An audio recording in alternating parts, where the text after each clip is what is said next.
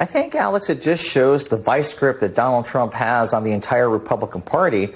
And I think everyone needs to understand what's at stake this November. Listen, Kevin McCarthy will never be the Speaker of the House. If Republicans take back the majority, Donald Trump will be the Speaker of the House. McCarthy's walk back of these comments that he made to his colleagues, the way that he threw a member of his own leadership, Liz Cheney, under the bus for doing exactly what Kevin McCarthy has said privately to them. She said publicly that was her crime. The fact that they're willing to go to these extreme lengths to walk back these things and still stay and have that fealty to Donald Trump tells you that when the time comes, if they take back power, Donald Trump will be running everything. Kurt, he may not be ask you, on the ballot concretely, but he runs the party. Hang on.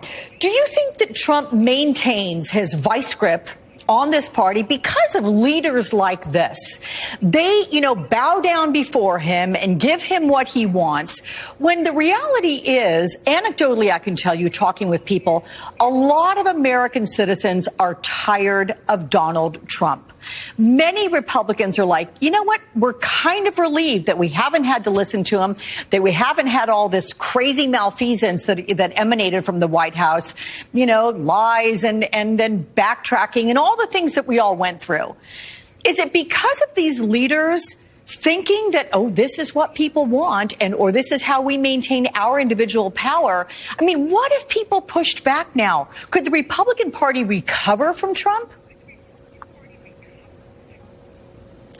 Well, I'll tell you the first part of your question. The most revealing excerpt that's been released about this book so far to me was the anecdote about how Mitch McConnell basically said that the Democrats will take care of Trump for us by impeaching him, that we don't need to do anything. We can let them do the hard work for us. And that really was an interesting insight into the mindset of Republicans. We all have heard, you and I certainly, off the record, I'm back on Republicans whining for the last 5 years now about Donald Trump. But when it's time to actually do something, and they've had plenty of opportunities now to actually do something and rid themselves of the golem that is Donald Trump, they decide not to. They hope someone else will do the hard part for them.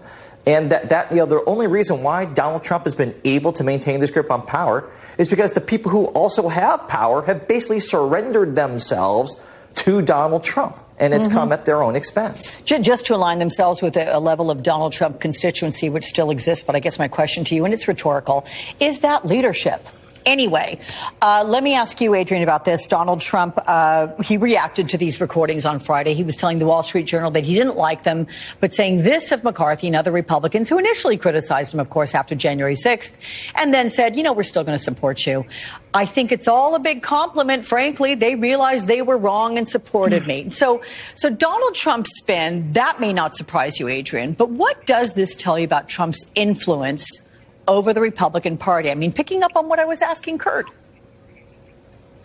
Yeah. Alex, it's everything. I mean, I think Kurt hit it on the head when he talked about the firm grip that Donald Trump has of this party. And by the way, that does not matter whether or not he's on the ballot in 2024, whether or not he runs for president in 2024.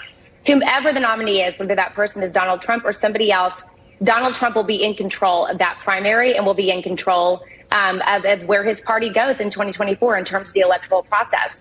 And we're seeing it play out. I mean, Alex, I think about this, looking back at past presidents, President Clinton, who I had the honor and privilege to work for in the late 1990s.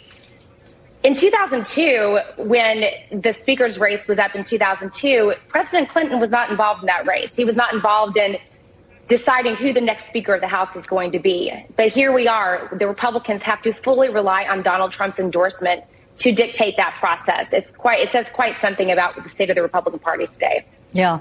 What kind of position, real quick, Kurt, does this put Kevin McCarthy in as he pursues Speaker of the House, should Republicans take over the House? Well, it's as Adrian said, he is just completely reliant on Donald Trump's whims. And I'll tell you, that's not a position that I envy, because as we have seen over time, whether it was his former Attorney General Jeff Sessions, his former right-hand man Attorney Michael Cohen, loyalty is a one-way street to Donald Trump. And he might like you today, but tomorrow, who knows? Yeah, point well taken. Kurt Bardella, Adrian Elrod, good to see you both, my friends. Thank you much.